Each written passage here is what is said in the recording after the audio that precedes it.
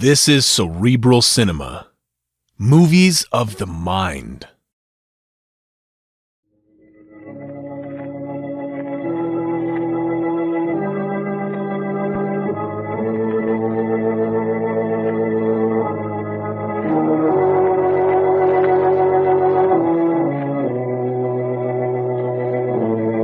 Who knows what evil lurks in the hearts of men?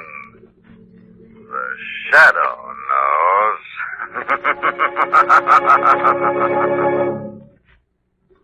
Once again, the thrilling adventures of the Shadow, the hard and relentless fight of one man against the forces of evil. These dramatizations are designed to demonstrate forcibly to old and young alike that crime does not pay. The Shadow in a moment.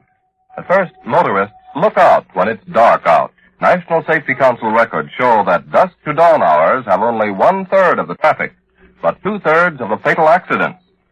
So heed such nighttime precautions as these. Lower your headlight beam when meeting another vehicle, whether or not the other driver dims his light. It's safer for you if one driver can see, even if it's the other guy. Drive at such a speed that you'll be able to stop within the distance your headlight beam reaches. Don't be in the dark about safety. In the dead of light, be alive, be bright. Help cut night traffic accidents down. And now, to the Shadow.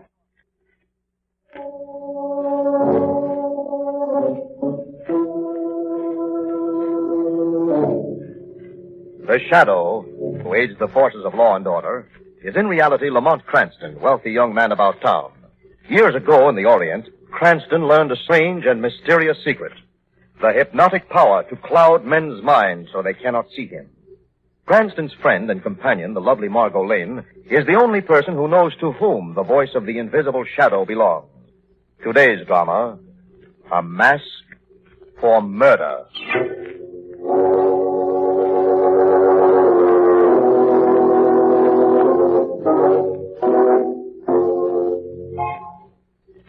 The dignified man in the blue pinstripe suit stops before the door at the end of the dim-lit hallway. He stands there for a moment, looking around him nervously. Then he knocks. The door opens, and the man peers into a dead, dark room. Then suddenly, from the black recess of the room, a beam of white light stabs blindingly into his face. You're late, Garner. I couldn't make up my mind. I wasn't quite sure if I should go through with it. You're sure now? Yes. Come in. Close the door. That light in my face, I can't see you. That's the idea, Garner. I see you. You don't see me. That's the way I run my business. Sit down. Price is $500. Yes. So you said on the phone. First, I'd like to know something, Diano. About what? How you go about it. How you operate. I use a 38. One shot. If you miss? I don't. I follow them wherever they go. I don't let up. When I got them where I want them, then I don't miss. What if they should ask you for mercy? They don't know what's coming. They don't even know what I look like, any more than you do, Gun. I see. Who do you want to get it? Where and when do I pick him up? You may begin tomorrow night. He leaves his office every evening on the dot of 6. It's in the Exchange Building. Exchange Building. Tomorrow. 6. How am I gonna spot it? What does he look like? Like me. Huh? You're looking at him right now, Diano. What? Is this a gag or something? No, Diano. It's no gag. I want to die. I'm hiring you to kill me.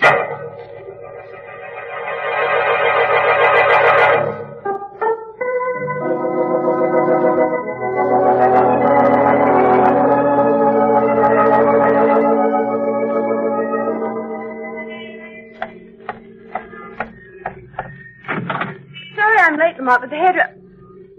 Well. Now, look, Margot, before you start getting any wrong ideas. Wrong ideas? Really? If you'll only let me explain, I'm sure I can make you understand. There's nothing to explain. It's all quite simple. Margot, do you know what? What? You're jealous. Jealous? Me? Believe it or not, I was sitting in the car minding my own business, and just a few seconds before you came up, this young woman got into the car. Mr. Cranston drove off just as I arrived at his house.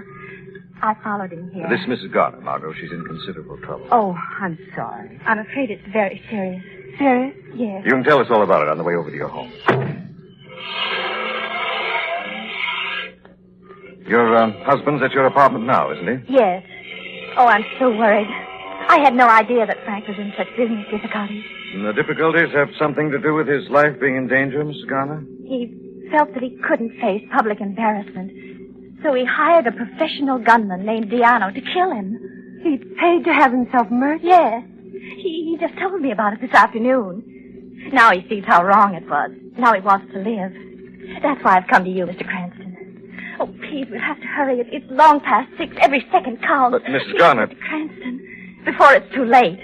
Diana was hired to kill Frank any time after 6 o'clock tonight.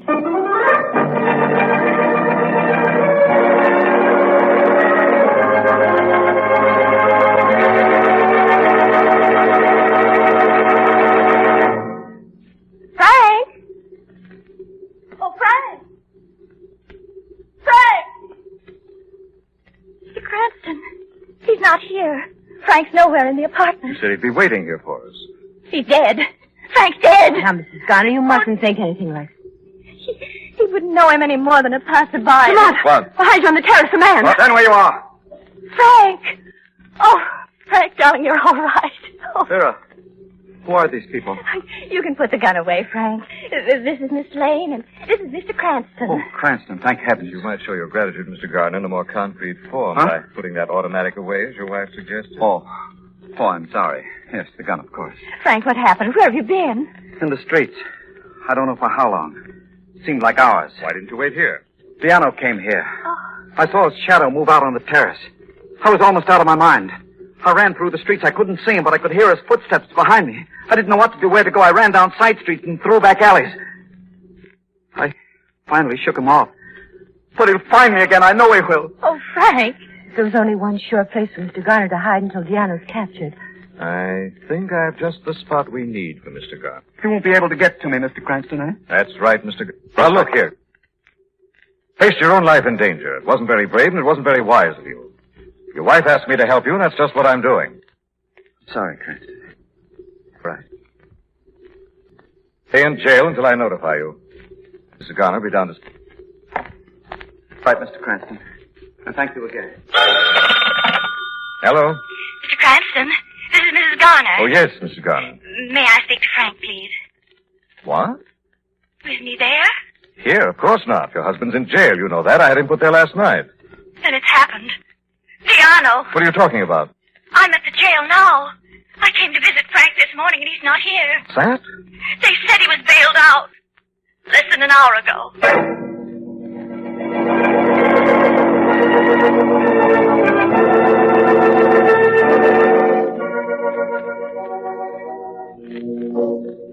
This is the office, Margot. William Seeley, bail furnished at reasonable rate. Seeley, he's the one. Come on. Afternoon, folks. You Mr. Seeley?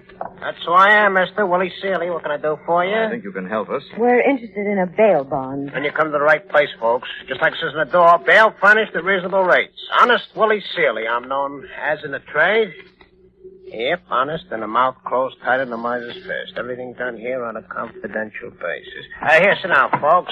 Lady can sit in the rocks, nice comfortable. We won't bother sitting, thank you. Okay, mister, okay. Fair service you want, huh? Get it done, get out. That it? Okay, how much bond for? $500. $500. Okay, we'll fix up the papers. Who you want sprung? A man named Frank Garner. What'd you say? Frank Garner. Garner. I sprung a guy named Frank Garner this morning. I know you did, Seeley. That's why we're here. I want to know who supplied the money for that bond. Look, mister, this ain't no information bureau. Like I said, I run my business on a confidential basis. Now, you two, go on. Beat it, blow. After I get what I came for. Hey, let go, will you? Let go. I don't want to hurt you, Seeley. That's enough to make you talk. I run a legitimate business like I told you. Honest Willie Seeley. Who put up the money for that bond, Seeley? I can't tell you, mister. Honest. I promise. Now, perhaps the police can find to make you break that promise. The cops? Take your choice, Seeley, me or the police. Okay, mister, okay. I got it right here in my book. Yeah, here it is. The address the guy gave me was 321 Elm Street. Maybe Frank Garner's at that address now. We'll soon find out, Margot. All right, Seeley, now, the name of the man who put up the bail money. Sure. It's right here in the book where he signed it. Yeah. Lamont Cranston. That's what the guy signed.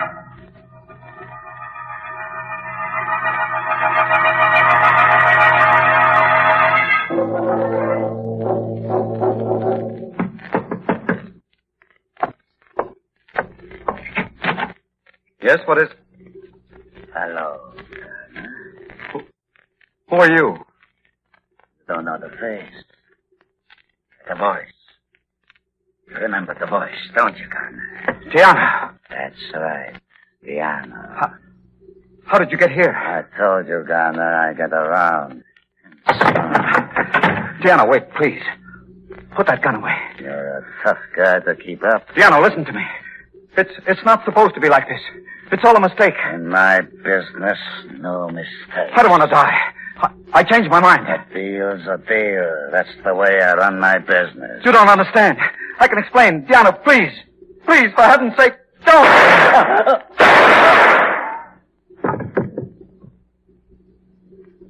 I told you I was going to use only one shotgun. But I gave you a special bargain. I gave you your money's worth.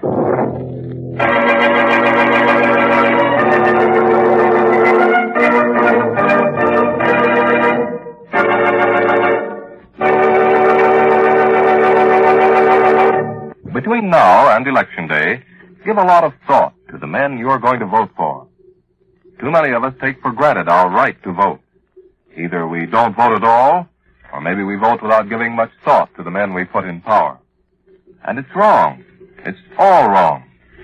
For we should be concerned as to whether we end up naked or clothed, fed or starved, deceived or trusted, protected or destroyed.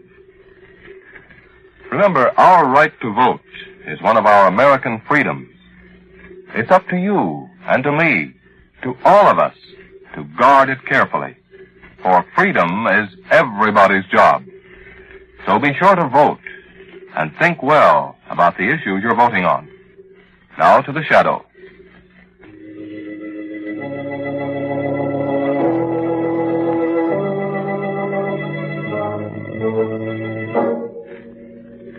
When Frank Garner, who had hired a gunman to take his life, was mysteriously bailed out of jail, Lamont and Margot began a search for him.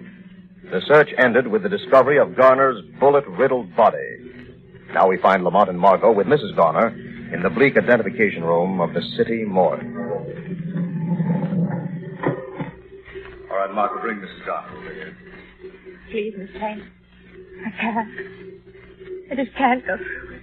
I know how you feel, Mrs. Garner. It isn't easy. But it's necessary. You'll have to identify the body. It'll just take a moment. Come along. All right.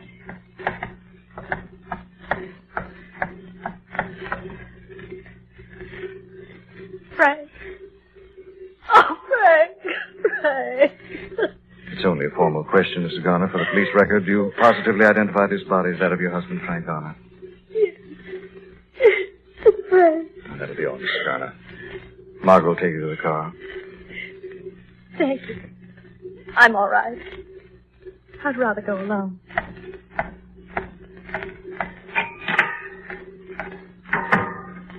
The poor woman. Must have been terrible for her to see her husband like this. Lamont, please, let's get out of here. Just a moment, Margot. What are you doing? Something here on Garner's left hand that interests me. Interests you? Oh, Lamont, don't. I'm afraid I have to, darling. What's that? All right, Margot, come on.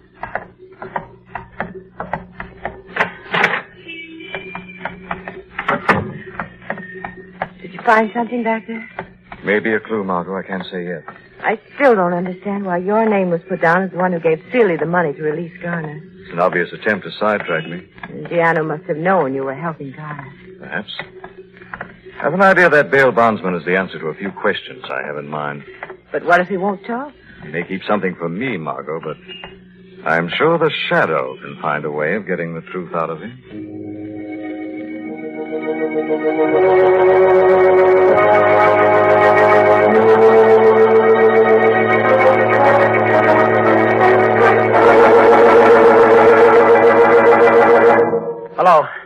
Hello, this is Willie Seeley. Hey, what about that plane ticket? Okay, good. 9 o'clock, huh? Okay, I'll come right down and pick it up. Hey, the lights. Who turned them off? Who's in here? Who's that? Who is it? Going someplace, Seeley? Who's laughing? Who is it? Who's laughing at me? Turn on the light, Seeley. See who's laughing at you. Yeah. Oh, too bad. You're over anxious, Seeley. You stumbled over that chair. Who's playing a trick on me? Come on. Why don't you tell me who it is? The light switch, Seeley. Then you'll know who it is. Oh, the switch, all right. There. There ain't nobody here but me. I hear things ain't there. I better take a drink before. Before you leave? What? You're not going anyplace, Seeley. There is somebody here in my room. Yes, Seeley, there is somebody. But I don't see nobody. No one sees the shadow. Shadow? What? What do you want with me? What'd you come here for? The truth. Truth about what? Who gave you the money to bail out Frank Garner this morning? Bail out Garner? Well, Cranston. The guy called himself Lamont Cranston. The truth, Seeley. I told you I want the truth. Oh, okay. This guy just told me to put that name in a book. He said if I told anybody, he'd knock me off. He's a crazy kind of a guy. His room was dark and he kept the light in my face. And his name was Diano? Yeah, Diano, that's right. He gave me the money for the bond and he told me to beat it. I didn't know he was planning to knock off that Garner guy on us. Why are you running away, Seeley? Well, Diano. Maybe he thinks I know too much. Maybe he thinks I should get bumped off, too. You're not leaving town, Seeley. You're staying right here. But Diano... If you try to leave, you have more to fear from the shadow than Diano, Seeley.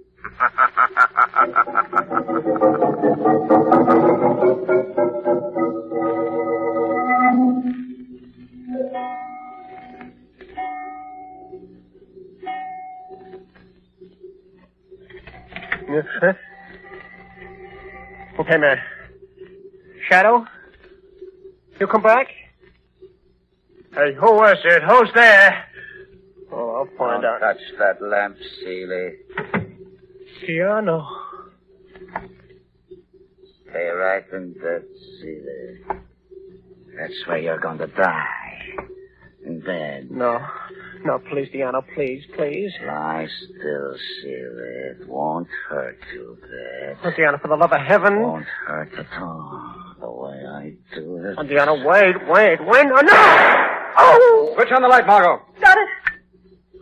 Cranston. What is this? Drop that gun, Diano, or my next shot will be through your head. Yeah. Okay.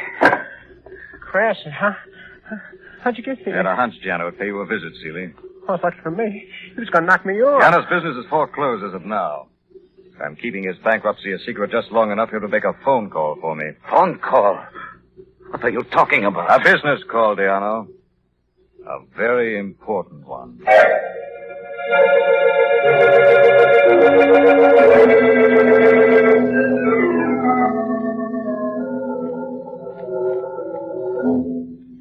Mrs. Garner?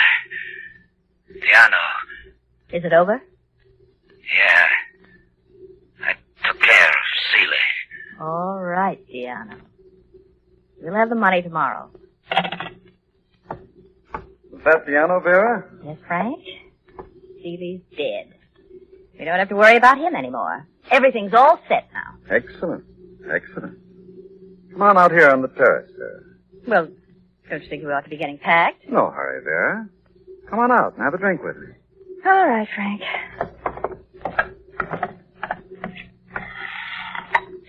There you are, Vera. Thanks.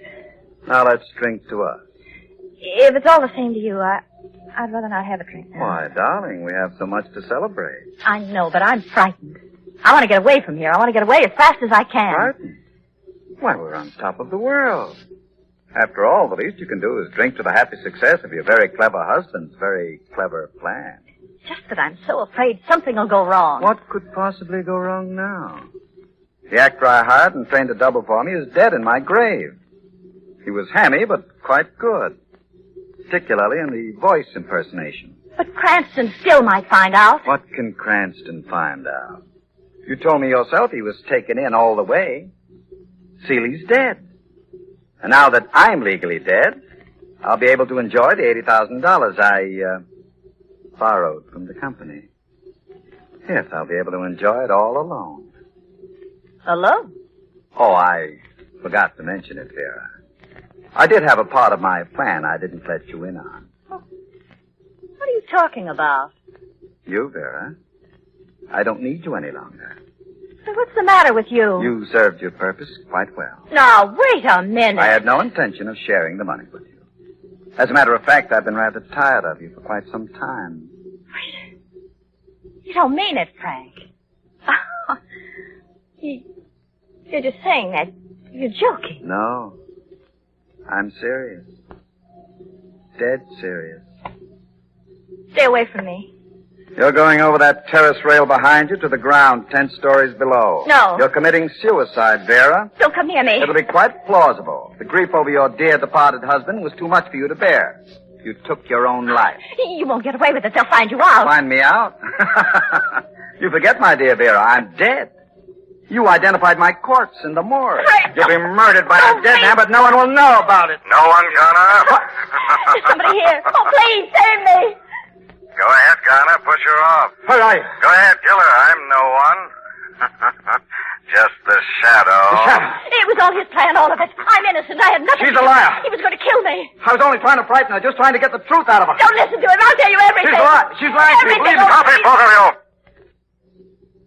I heard everything. You see, I was in your apartment before Diana phoned you a few minutes ago. You? No. Yes, Connor. The shadow knows. Now you'll pay for your crimes with your life. This time, your very own life.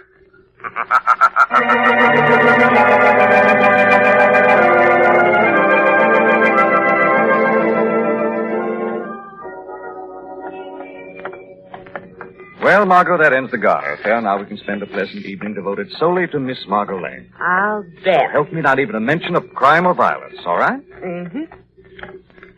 Lamont, Yes, dear. there's just one thing I'd like to know about the case. I promised you no shop talk. I wouldn't think of going back on my Stop word. acting so darn stuffy and tell me why Mrs. Garner came to you in the first place if she was in on her husband's plot. Well, they wanted the plan to look good. They needed an unofficial witness. But how did you know there were two Frank Garners, the real one and the hired one? Well, I didn't until I examined the left hand of the corpse in the morgue. Oh, yes, I remember that. The color of the skin under the wedding ring on the third finger was the clue. It was the same color as the rest of the finger. I see. And if the ring had been worn for a number of years, the skin underneath would be of a lighter color. Is that right? Right as a wedding ring. Now, Mr. Cranston, you've hit on my favorite subject. Car's parked just across the street there. It's a nice night for a drive. We're not taking the car, Lamont. Hmm? Taxi! But Margot. I remember the last time you were going to drive me home, alone. Three's a crowd, darling. Taxi! Taxi! Inside, you. Okay, you win. Where to, folks? Why, Around the park, driver. 100 times.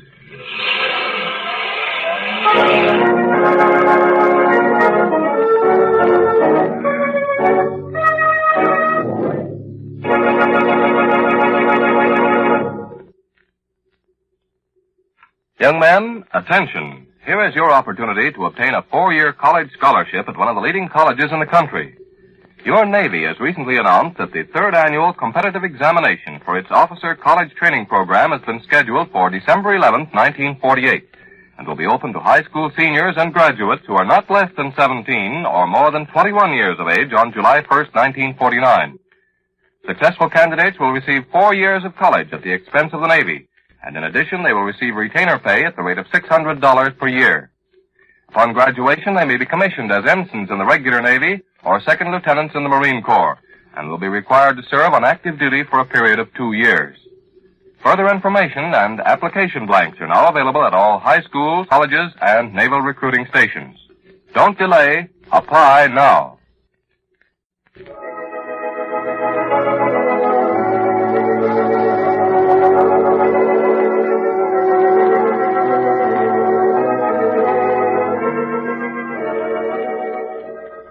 This story is copyrighted by Street and Smith Publications, Incorporated.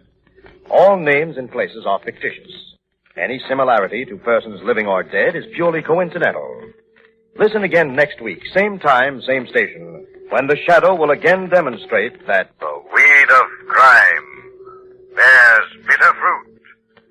Crime does not pay. The Shadow knows.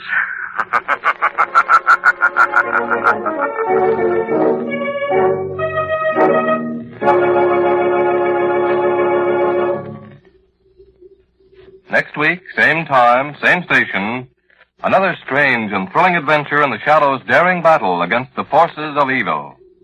Remember, don't hold back this election day. Get out there and vote.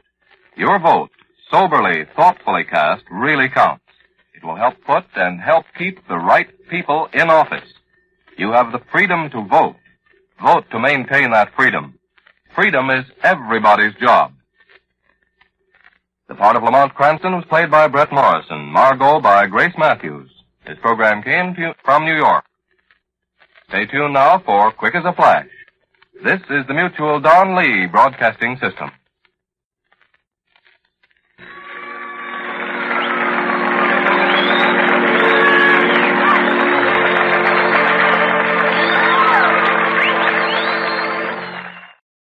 Cerebral Cinema hopes you have enjoyed this movie of the mind.